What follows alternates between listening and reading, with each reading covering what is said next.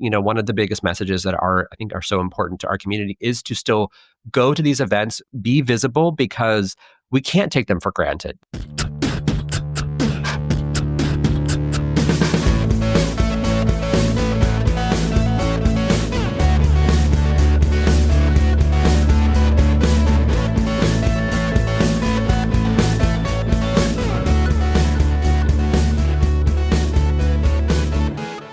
Hello, my LGBTQTs, and welcome back to another episode of A Jaded Gay.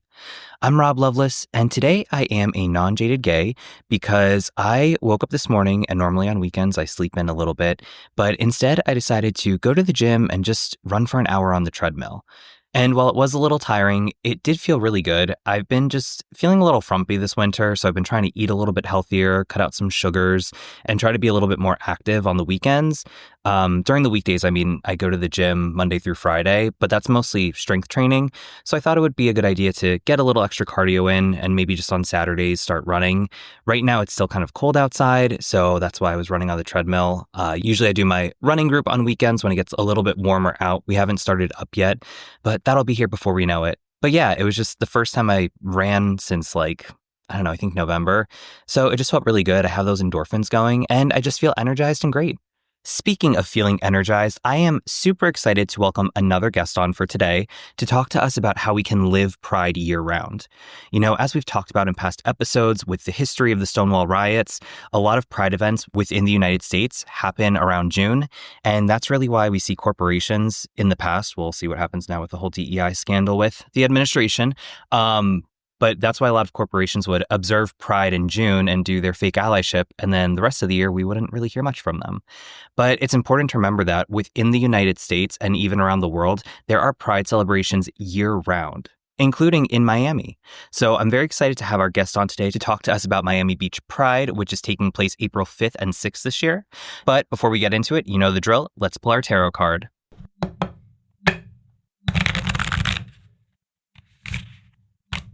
So the card for this episode is the Queen of Pentacles in reverse. Pentacles is full of feminine energy, so it's asking us to reflect and meditate, and it's tied to the element of earth, which is a very grounding and stabilizing energy. Also, the suit of Pentacles and the Queen figure are both really encapsulating that feminine energy, so this card is really all about nurturing ourselves. As you probably remember, Pentacles is all about putting in the hard work, reaping the fruits of our labor, and prosperity. However, when we draw the Queen of Pentacles in reverse, it's telling us that we may be too focused on material aspects of life rather than what truly matters. And someone or something can be having too much influence on our decision-making process. Also, this card can be signifying that there is an internal conflict and that we need to take time to nurture ourselves. So with this card being reflective, we need to look within to assess if we are prioritizing the right things in life. And then from there, we can channel our intuition to guide us on the path forward to align with what we value so we can take better care of ourselves. And with that in mind, I am very excited to welcome our next guest. He is one of the organizers of Miami Beach Pride, which, how exciting, this year their grand marshals include Sasha Colby and Rashawn Elias. Please welcome Patrick Gevas. Hi, Patrick. Hi, thank you so much for having me. Of course. Thanks for coming on. I'm very excited for this episode. You're in Miami Beach, Florida, so I'm hoping the weather is much nicer than right here in Philadelphia in March as we're recording. Very excited for you to tell us all things about Pride. But before we get into it, can you kind of just introduce yourself to the guests, tell them about your career, background, how you identify, pronouns, all that fun stuff? Sure. So my name is Patrick Gevas. I am a he, him. I am based down here in South Florida. I actually, in my day job, Pride is something that is more of a passion project for me. That I have done on the side for several years now. But in my day job, I work for a PR and digital marketing agency, mostly handling consumer packaged goods, as well as some B2B clients and just other in the tech sector. Been doing that now for probably a little bit longer than I'd want to share, but it's good. And so taking some of those skills into the board for a few years, and then I had taken a step back from the board, just working for a small business. It's really, really challenging as I learned. And so I've come back in more of a freelance capacity to help with all the media for Miami Beach Pride and just do whatever I can to be an advocate in storytelling about the different narratives that are affecting our community, especially now. So I'm really glad to be here to have this conversation with you today. Awesome. And I think, like you said, now more than ever is super pertinent to have this conversation. And there's a lot to cover. Before we get into that, though, I do like to ask all my guests today, are you a jaded or non-jaded gay, and why? Ooh, that's a great question. Today I would say I'm non-jaded. I think that I don't know that we have the ability and the luxury to be too jaded at this point. I think that we really have to be seeking each other out for community and really making sure that we're very present and attentive to the things that are happening to our community. And so, I want to come in with a defiant optimism is, I think, where I'm sitting. And I think it's hard to be jaded when you are trying to be defiantly optimistic in the face of some really considerable challenges for our community. Definitely. And I love how you answered that, because I think with everything going on, you see the headlines and all that, it is very easy to be jaded. And I think more days than not, sometimes I tend to be. But I like how you kind of find the silver lining in that. In spite of it all, it inspires you to keep pushing forward and try to create a better tomorrow for the community. It does, and I will say don't want to jump too far ahead, but part of my work with Pride, we have a program called our Legacy Couples, and a few years ago we were awarded a grant that we were able to preserve a lot of their stories. And so, what denotes a legacy couple within Miami Beach Pride is a couple who's been together for at least 10 years or more, and we were able to interview couples that have been together 30, 40 years and really preserve their stories. Part of that project was doing an audio and visual preservation of their stories. But then we were partnering with History Miami to also include an object that was really endemic to their relationship. And ever since that project, where I had the privilege of asking a lot of these couples, about their story and their challenges, their triumphs, hearing their narratives of, through the 80s, 70s, we actually had a couple, the longest couple, I think, had been together for 52 years. He was a Navy man who met, actually, he was a Mexican immigrant, and they've been together for over 50 years. It warmed my heart, but I think part of it, too, was I got a tremendous amount of inspiration from them, and I really have felt like we are standing on their shoulders, and it is up to our generation now to continue that fight. And they have been the ones that have really given me so much of that inspiration and that defiantness, because they endured things in the workplace that are unthinkable to a lot of people in our generation. And, I really thought back, and it was a moment of checking my own privilege, because when my husband and I were going to look at wedding venues in Miami, every place we walked in, they said, "Oh, how can we help you?" And we said, "Oh, we might want to get married here." At every turn, the answer was, "Wonderful. Let me show you around." And I know that was because of the fight that those that have come before us. And I think that, and I am very privileged to have been able to be part of that, to understand and learn, but to also then take up the torch in their stead, because they really were just such inspiring figures, and they endured things that, like I said, we just probably can't even imagine. There was one in particular, harassing phone calls late at night, saying, don't come into work. We know, because just on the assumption that they had AIDS, they knew they were gay. They were, keeping things to themselves, very, just trying to keep their head down and work, and just getting harassment that I can't imagine. I've always had very supportive employers, and, even, cis het white men who are like, "Yeah, cool. Like, is your husband coming to the Christmas party? We hope to see him," and I don't want to take that for granted. And I think we might have gotten a little comfortable, and now we're seeing that the pendulum is swinging away from us. And so for me, I definitely want to, continue that fight and try to make things better, like they made it better for me. And to your point, obviously we don't want to lose the rights that we have won, but if you look back at the gay liberation movement in the 70s, the AIDS crisis into the 80s and 90s, there were all these obstacles against the community. And in spite of that adversity, they still found a way to thrive and move forward and create a better tomorrow. So again, obviously we don't want to lose our rights, but God forbid if that does happen, we're not going away. And if anything, I think it'll push us to keep pushing forward for equality and try to create a better tomorrow for the next generation of the LGBTQ plus community. Absolutely. We have no choice, right? We've got to do it. We've got to do it. Exactly. And I think that, to me anyway, that is what true pride is. Obviously the parties and everything are fun, but remembering the spirit of why we're coming together for that. And I think that's a nice segue into kind of today's topic. You are one of the organizers of Miami Beach Pride. So can you tell us a little bit more about that and how you got involved with the work? Yeah, it's funny enough. Like I said, I had a very public wedding in Miami with my spouse. We've been together for about 10 years. We've been married for about 4. And, I really got involved because even despite that, I had a lot of really major challenges kind of accepting myself. And I really felt like, despite having that public display, we brought our families together. It was the best day of my life. I really still struggled. And I think that, a lot of people were kind of surprised when I would share that, because like, oh, well, like you and Jose have been together. You guys had this beautiful wedding. And I think it just speaks to a lot of the themes of, I think, shame that a lot of us feel in the community at times, because we grow up a little bit different. And I really wanted to seek out community. I didn't have that many gay friends. I think, I've heard, as a listener to the show, I've related to some of the topics, especially that you've discussed before. And So really thought, well, let me just go full tilt. I really, in earnest, hadn't ever been to a pride before joining the organization. And so I think I kind of had a very different perspective and, was seeking community and found that. And also, found some of the challenging parts of our community that I think, can sometimes be hard to talk about, but they're there. But at the same time, I have found my tribe. And being part of this organization, we are a nonprofit in South Florida. We do our very best to provide as much free programming to be as inclusive as possible. We want to remove as many barriers as we can, especially financial ones. And so as a nonprofit, we rely on grants and corporate sponsorships to be able to provide that for the community. And that takes the form of a number of things, ranging from we have a family picnic that we have essentially a whole week of events before the big parade, and that we try to do a number of things to outreach the community, ranging from a family picnic that is really not terribly pride branded and it's more for the children. It's designed for whatever families look like, whether they're two moms, two dads, grandparents, or even straight families. It's something that we do in the park. We bring out we have a number of different activities for the kids with arts and crafts. We have bounce houses and characters, and it's just a lovely thing to do for the family. That's all free for the community. And then even going through the week, we have social justice night. We have a queer art showcase that is part of our outreach to our local artists, and that everything that they sell that night, they keep 100% of the proceeds.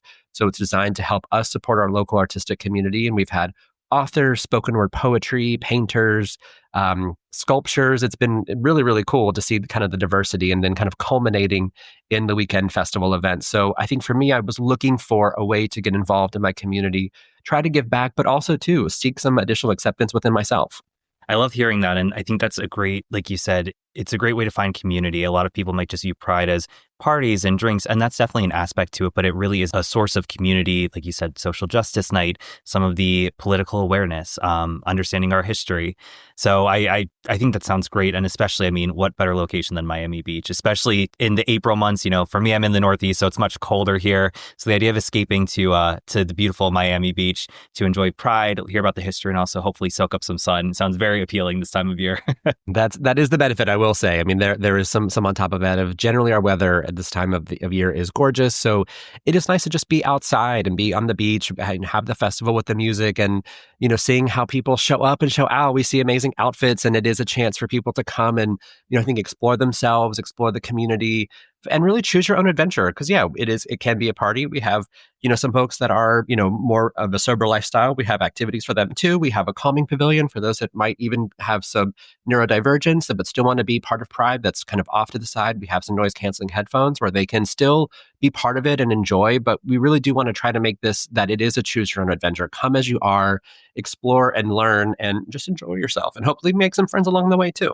It's great that you offer so many outlets at Pride because, like you said, some people are sober. So it seems like there's something for everyone there. And if I'm not mistaken, I think on the website, Miami Beach Pride, it says that it attracts over 170,000 attendees each year. So with that in mind, what does it take to orchestrate such a large scale event? And how do you ensure that it remains inclusive and welcoming for everyone? That's a great question. It is not easy to put on an event of that size. And I think when a lot of people see that the board is mostly consisting of volunteers who are passionate about this community, that everyone has day jobs. There's only like 10 of us that put on this festival for that many people. So it is a Herculean effort that I think shows that the true passion this is brought to life by people who genuinely care to do it. There isn't, much in it for us in terms of sort of financial gain. As a nonprofit, this is very much a labor of love. And so it takes a tremendous amount of coordination. We have a number of really great partners within the city. We work really closely with the police department to keep everybody safe.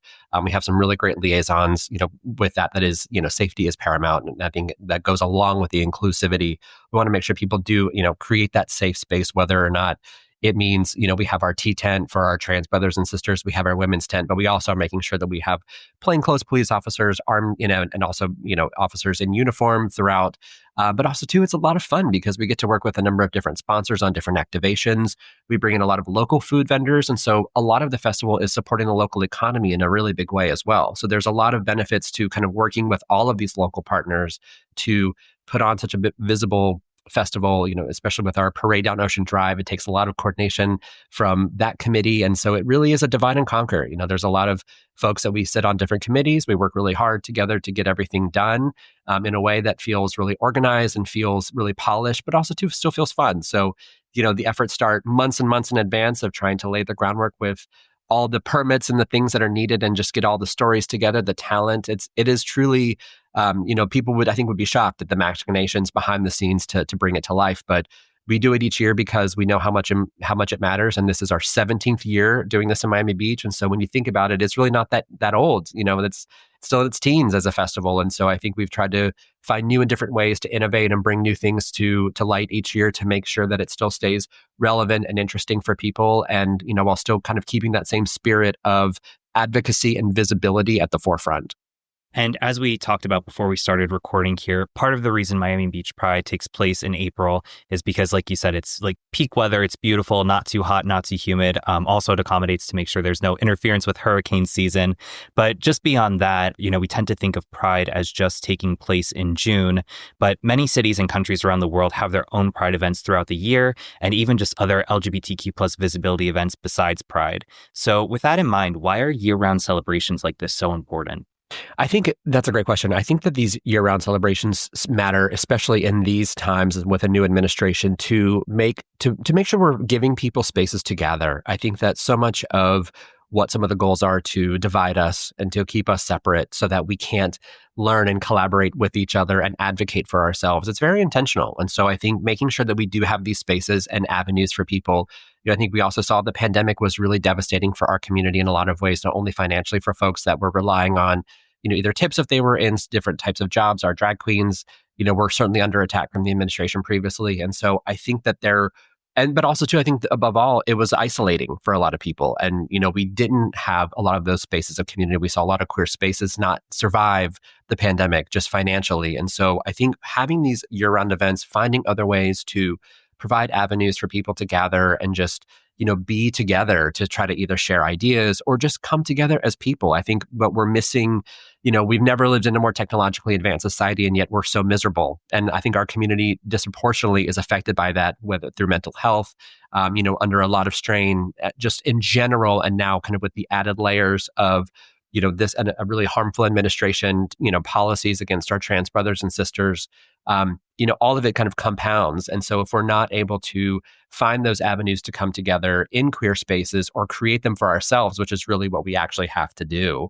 I think it can be really damaging for the community. So there's a tremendous amount of benefit to not only advocate for ourselves, but to also just remind people that we are here. And I don't think that people forget, but I think we have to be more visible, and that when we are gathering and bringing in the allies, that is also really important. So yes, those spaces need to be for us as a queer community, but we also need to make sure that we're reaching our allies because we're going to need them more than ever, for the next 4 years. And so I think like those types of things really do matter, and finding those ways to connect with people, especially finding like interests or, anything that can be part of a commonality in order to, gather and advocate is going to be really, really important. And we see it at Pride. I manage a lot of the social, and we see DMs from people to, that have been like, hey, this is my very first Pride. And I, was really scared, but I walked past a few times before I went into the festival, and it was really welcoming and inclusive. Or, I went with a friend. It was my first time, and I couldn't tell my parents because I'm still living at home. I'm in my early 20s, and,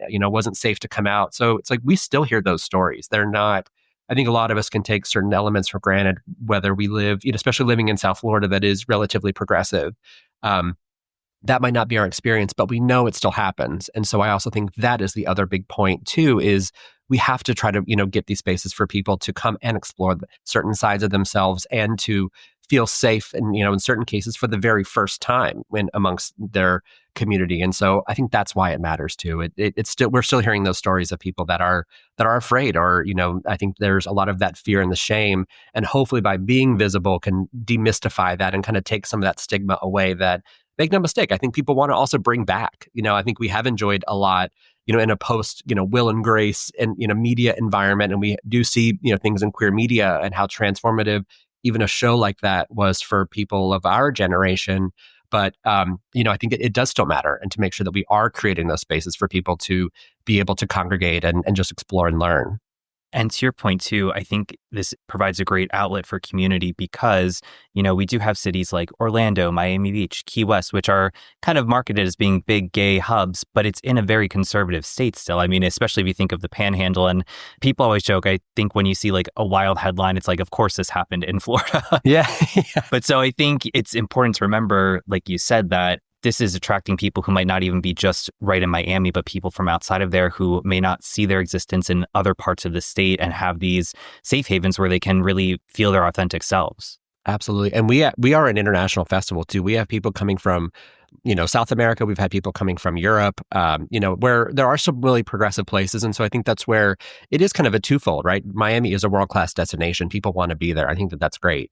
But I also think too, we can't forget that there are still those pockets that can be, really challenging for a queer person. And so making sure that we are still not taking that for granted, that just because we live in Miami, which is a very progressive city with a thriving gay community. I mean, you can't walk down Ocean Drive without seeing, Palace and the drag shows that stop traffic, literally. I don't say that as a joke. Like it's the queens there are unbelievable. And so you see that just ingrained into the local culture. And I think that that's one of the benefits of it. But I also think too, it's making sure that we go beyond whatever spectacle is and still providing that spectacle with substance. And I think that's where sometimes Pride can fill a bit of a gap in that, Miami is very flashy. It is about the clubbing and the money and some of that stuff that not all of us get to enjoy. And so I think that part of our goal and our responsibility as a nonprofit is making sure that we can certainly integrate into those, fun and celebratory moments, but also still making sure that we are trying to find those ways of connecting on substance. And I think that's where we see a lot with our social justice programming,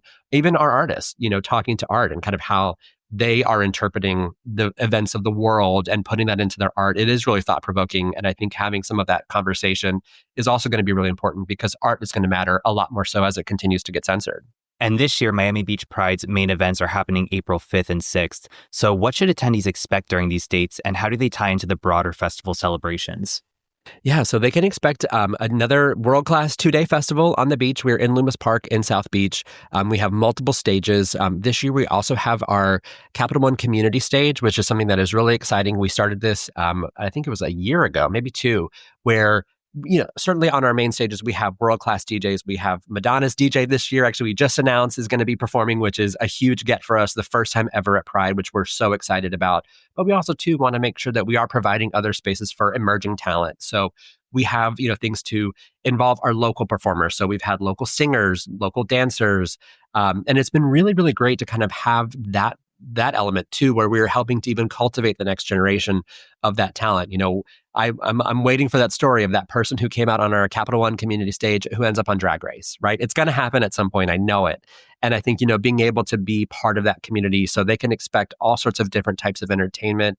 We have wonderful food vendors that are supporting the local economy with a lot of the fare from Venezuela, from Colombia, from Cuba, Puerto Rico. It's, a really exciting melting pot of also culinary, delights and also cultures. And so we have our dance stage as well for those that are looking for more of like that kind of house stage. We have our South stage as well. That's going to have a number of different singers, talent. We have after our parade on Sunday, which is kind of the signature event of the day. Everyone comes back into the festival grounds. We have some amazing drag performances from the Palace drag queens. We have the Our House drag queens, which are in Wynwood, which is one of the best brunches in town. And so it's really just a feast for the eyes. And it's, a way to just gather and enjoy. And we have a number of vendors selling, merch and clothes. And I mean, it's just going to be a lot of fun. So, and it's all free. I think that's what people forget is, this is not a circuit party. This is a free festival on the beach. So this is very much, show up, show out, come. We have people that dress in the most fantastic outfits and others that, come in a shorts and a tee. And it's great. It's exactly, come as you are. And so I think there really is something for everyone. And we go until about 10 o'clock at night. So you can kind of come start your day with us, or maybe, get your errands done in the day, come finish your night with us. So it really is, whatever you want to make it. I think you had touched upon this in some of your previous answers, but Miami Beach Pride often incorporates arts, drag, various LGBTQ plus culture in its celebrations. So how does the festival engage with the local LGBTQ plus community and artists to amplify their voices? They're the lifeblood, to be honest. They're the lifeblood of our programming, and we do our very best to try to involve them whenever possible. We have our Miss Miami Beach Pride pageant, which is one of the most fun. It is one of our few ticketed events that happens in the evening where a lot of the local drag queens compete for the title of Miss Miami Beach Pride. And it's just a fun, kind of raucous event that has, evening gowns. We've got talent, we've got questions. So you name it. I mean, it is a true pageant. It is one of the most fun ways that we can really amplify our local drag talent because we have we have tremendous queens in our town. We're very, very lucky, to have such incredible talent, especially between some of the two hotspots, like I mentioned, Palace and Our House. I mean, the girls there are world class. And so, we invite them to, and you're going to see them throughout the festival as well. We have them hosting different events on the stage. So they're very visible. I think and that's very intentional because, they have been silenced, especially even among the Florida administration. And so I think we want to make sure and really, tactfully show that we're not only not afraid, we're going to put them on the main stage because they are sharing their art with us because it is a true art of what they do and how they conduct themselves and know how to work a room. There's no better host than, a drag queen that knows what they're doing. And so from that, it dovetails into, we have some local singers as well and talent. We have a thriving community, here, especially with our Latin influences of different types of musicians. And so we've had like Spanish guitar players in the past. We've had flamenco dancers. And so, which I know is a little bit more Spanish, but, we really tried to meld a lot of that local talent and culture and bring them to the forefront, as well as bringing in some other talent that we know people love. And so like last year, for example, we had JoJo Siwa, which was, kind of what I initially thought was maybe a slightly interesting choice. But I got to tell you, she blew the roof off the place. I was shocked at the amount of people that came out. I mean, she put on a heck of a show and, love her or hate her, but she's a consummate performer. And so I think we even have stages like that for people like her. And so we have a really good mix, I think, of a lot of the local talent, but also, keeping our eye to what people are talking about and what is really trending in pop culture and doing our best to bring them to our beaches as well. And very exciting with JoJo Siwa. Was that before or after she released Karma? So we were actually the very first live performance of that song. We had the distinct honor, and it was like it was crazy. And it was one of those funny moments. I can give you like a little background scene. If you could look at Miami Beach Pride's Instagram, there's a little video of her, and it is actually my voice. And I was watching the crowd. I was watching them all go crazy from where I was standing in the media pit. I ran backstage because I just saw what was happening. And I was like, we got to try to get a reaction from this because it was the very first live performance and the crowd went absolutely bananas. And so I went back and they said, her team said, you have to ask her mom for permission. So I went up to her and I was like, hi, Mrs. Siwa, may I just have like 2 minutes with your daughter directly after the stage? And so she came off stage. I was there with my phone and I got a kind of a live reaction, video of her. And then her team went crazy because she attracted some like tens of thousands more people than I think we had initially thought. Like when I looked back on the crowd, it was pretty incredible of how many people came out in force to see her. I mean, but at the same time, it's a free festival on the beach, right? Like, so we're also offering a free concert for the community. And, it was one of our more viral moments that was just purely by happenstance and kind of being able to see something happening in real time, run backstage, make it happen with asking the talent's mom for permission.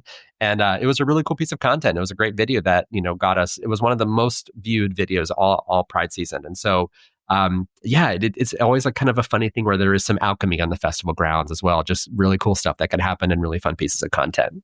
That's awesome. And it's so great that it is, like you said, a free beach event. It's so inclusive for everyone in the community because in past episodes, we've talked about this, but there is a financial disparity for a lot of LGBTQ plus people, especially if you're, have LGBTQ plus youth who have a greater risk of homelessness. So it's really important that, again, obviously the party part sounds fun, but there are a lot of resources at any Pride festival. So it's great to have them accessible for all members of the community, regardless of financial background. For sure. We also have some additional ones on the beach as well with regard to health. And so we're, having like Can Community Health is always out, which have been an amazing partner for us. They do a lot of STD testing, sexual advocacy and sexual health, mental health services as well. So we also do try to have those types of groups on the festival too, just to make sure that people know that there are local resources that they can take advantage of if they need. And so I think we've also tried to make sure and blend that element of, all the fun and really interesting vendors with also really basic health and human services that sometimes our community is in desperate need of and can be much harder to find. And kind of going off of some of those resources you talked about, Miami Beach Pride is a nonprofit organization that has strong support from local government and cultural institutions. So how do you collaborate with these partners to elevate the mission of Miami Beach Pride? That's a great question. So for us, it's really, through my lens, is really about storytelling. So it's how can we, try to identify really interesting stories that we can amplify in local media, and making sure that we are doing those amplification efforts to make sure that people do know about a group like I mentioned, like a CAN Community Health, and kind of what they are doing within our communities. And so one of the things that we've also created is our Pride Guide. And so it is it's essentially a digital magazine that has a lot of it's mostly for sponsors, of course, but the idea is that we also have it is another free resource on our website that people can go to find other local partners and organizations. We have other organizations like Pride Lines that also does a lot of mental health services for the community. So just making sure that we are kind of collating and trying to find, put them all in one place for people to say, sure, I'm going to, want to look and thank the absolute sponsor who's there, right? That, that all kind of is really, basic stuff, but also to going through and making sure people know that we do have resources for things like insurance. We might have a lot of, like, for example, like local agents who are in part of the queer community that are helping people with things like home loans, car insurance, making sure they are getting better rates. And so it's kind of using our status as a nonprofit to also try to amplify other resources that people can take advantage of if they need. I mean, I myself, we were moving last year. And so the first person I went to was the lesbian State Farm agent who had hosted an event, because it's like, I'm going to inherently trust you because that there's an instant level of understanding with other members of the queer community and how to help and the same issues that we might face. And so she really was the first person that I went to say, hey, I want to, we're moving. I want to, just do an audit of, are there better rates and things? And she was like, I would be more than happy to help you. And so it's that part too, where I think hopefully we can use our status as a nonprofit to connect with other either nonprofits that are all kind of banding together because we have to support each other, but also to making sure the community knows that we're all out there and that we exist in order to help facilitate, whether it is everything from whether it's, getting mental health resources for a teen to, someone like me who's an elder millennial who needs insurance, right? Like we're all still consumers. And so I don't put myself in any other category, but that too is like, I am also very much a customer of all of these, types of people and resources. And it's been really, really helpful even in my own personal life. And so I think that's also part of our responsibility as a nonprofit entity, is trying to make sure that we can amplify the partners that are doing good works, because at the same time, we do rely on some corporate sponsorships. And we know that in this current environment with DEI rollbacks, some of them are getting a little skittish, and we're not seeing the same vocal support that we have seen in years past. And that's troubling. It's not surprising, but it is the reality in which we're living. And you had mentioned earlier, I think you said that there were 10 of you on the board, and these aren't your full-time jobs. This is, part-time you do in addition to your full-time work. And obviously, I'm sure beyond just the board and the planning, there's so much needed for behind the scenes with setting things up, community outreach. So what role does volunteerism play in the success of Miami Beach Pride, and how can people get involved? Volunteerism is huge. And we also, I mentioned that our performers are the lifeblood of the production value. Our volunteers are the lifeblood of the operations. We do have an amazing volunteer coordinator who's able to galvanize people who, want to help. And we do try to do our best to incentivize, for people that take shifts. There are some other perks involved that we do try to do our best to treat our volunteers as well as we can. We have a number of things like in a whole area behind the festival for the volunteers, making sure that people are fed, they're hydrated. We have great weather, but it can still be warm. So, a lot of even my jobs, even though I'm heavily considered staff, is going around looking at our volunteers, our security personnel, making sure everyone is feeling okay, is well hydrated. We work a lot with our fire, rescue, and EMS crews and making sure that our attendees are safe. But the volunteers, they really are. Like because a lot of us are also volunteers ourselves. Like even though I'm considered staff, I volunteer at events. I help to work them, as well, and kind of go where we're needed. And so I think for people that are maybe curious about getting involved, it's a great way to, to start. And actually, the festival is a great time too, because for some of the roles, they can be especially within our bar and restaurant services and food and beverage, they also operate on tips. And so for the volunteers, yes, you're volunteering your time, but in certain roles, you can make a little money, but also too, like, that you're getting access to festival, you're getting some extra perks, and you're also getting a tremendous amount of hopefully personal gratification, knowing that your contribution is making the festival available to so many other people. And we have several people come back year after year in that volunteer capacity. And it's just so appreciative. And I think it takes a special person who does want to continue to give back to their community. And so I would certainly encourage anyone who's maybe even volunteer curious, as we've called them in the past, like maybe just taking a shift or wanting to get your feet wet. You can go to miamibeachpride.com, and we have a whole section on our website for volunteering and how you can get in touch with our coordinator, who is wonderful and can walk you through all the different steps and kind of work around your schedule as well to see what works for you. I know we kind of dabbled a little bit talking about politics throughout this episode. Obviously, it's not the happiest thing to talk about. We might be diving into it a little bit deeper for this specific question. Obviously, with the current administration, you talked about DEI rollbacks. There are definitely some challenges ahead as it relates to representation, corporate sponsorships, just, even Pride festivals.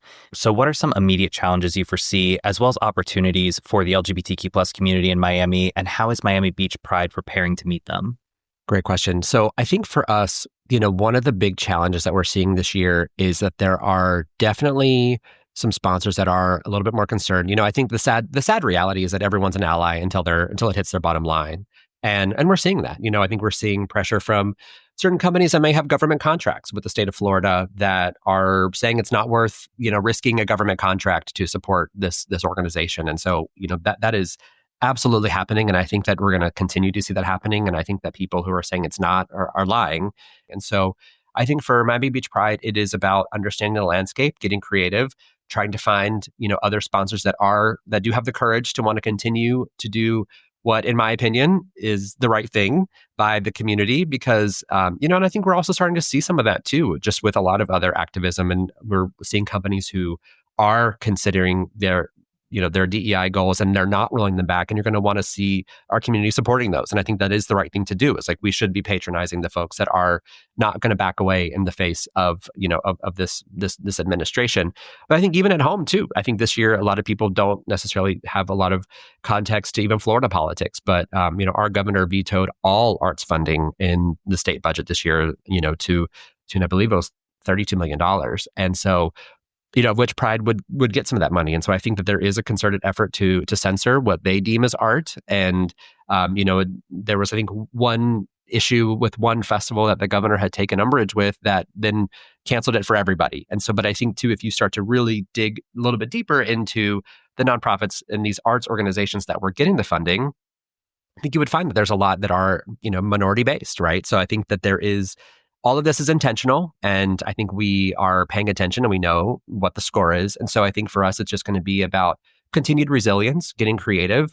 And also too, I think, one of the biggest messages that are so important to our community is to still go to these events, be visible, because we can't take them for granted. We still rely on a lot of, the government to give us permits to be in the beach. Like there's a lot of, paperwork that if they really wanted to, they could stop it. And I think that I think we can't forget that. And I think that, we can't take it for granted. And so we do have to go out in droves, support. And, even for an organization like us, we as a nonprofit make some money on liquor sales. And so that's one of the few ways that, at the festival, we are able to generate some additional funds in order to keep things free. And that is our main mission, and our biggest goal is to do our very best and to make sure that we're minimizing ticketed events.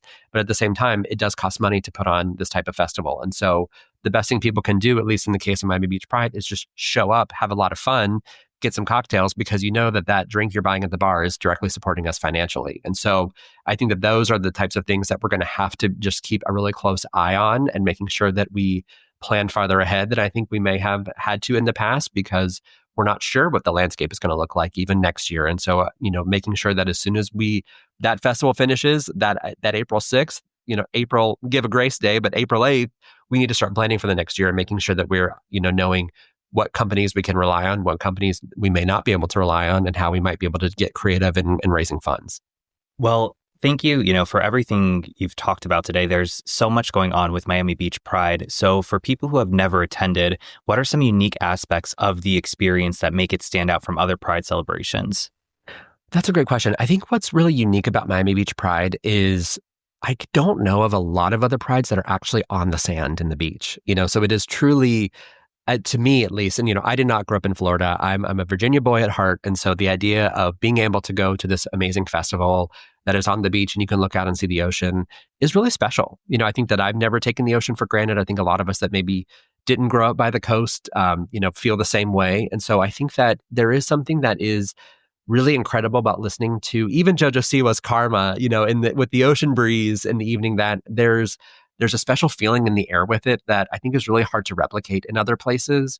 I have been to a few other prides, and each of them has their own kind of really distinct feel. But I think Miami's has so much of that, just that Miami flavor, and that, we are on the beach. We have a lot of great Latin music as you're coming off the beach right onto Ocean Drive, which is, one of the most iconic, streets in the nation. And you see a lot of the drag queens and the bars that are just also embracing the celebration and the visibility.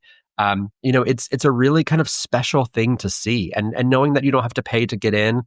We've had a lot of people. I remember one year for the parade, I was stationed at one of the street corners with a lot of the board members, and we were each kind of take a block and get photos and stuff. And guy tapped me on the shoulder, was like, "Hey, what's going on? We're here visiting." And I said, "Oh, today's the Miami Beach Pride parade."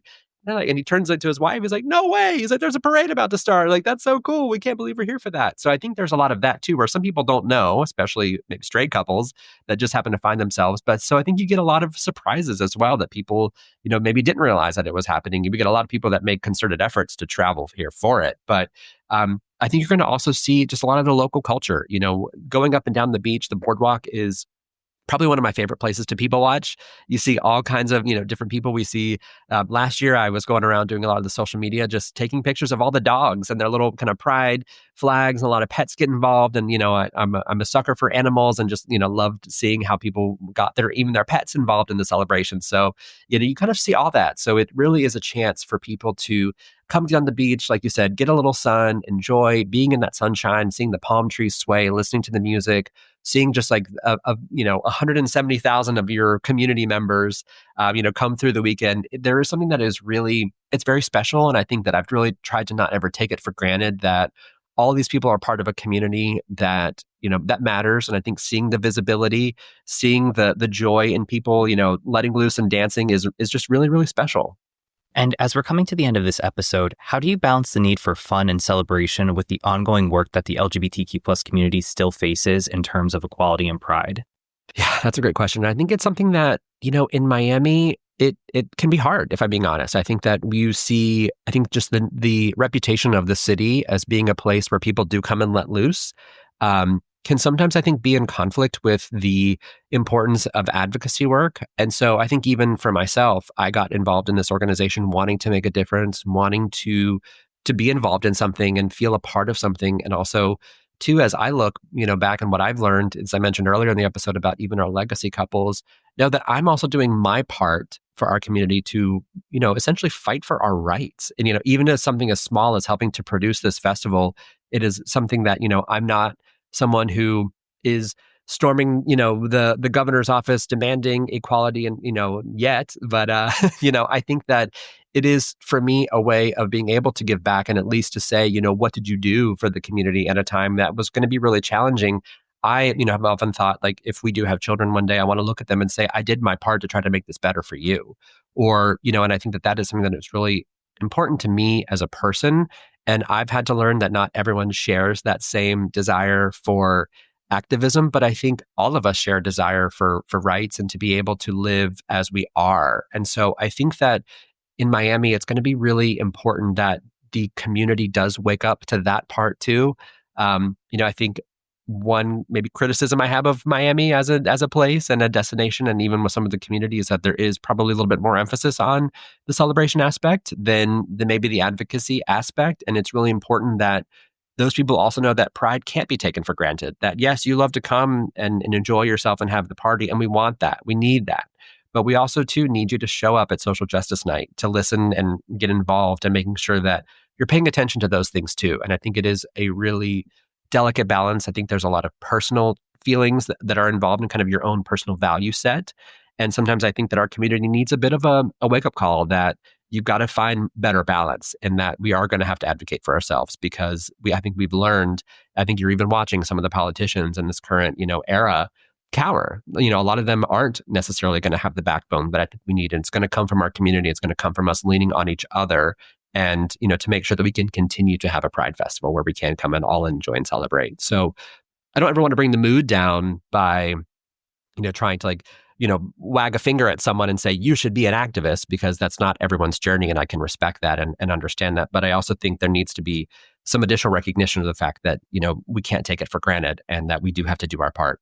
And it's hard. I'm not going to lie. It's been a challenge that I have personally seen in Miami. And it's something that I think I'm hopeful that in this time, we do see a little bit more people waking up to the realities and how they can also hopefully get a little bit more involved, or at least be much more aware of what's happening and not bury their heads in the sand and just want to come party.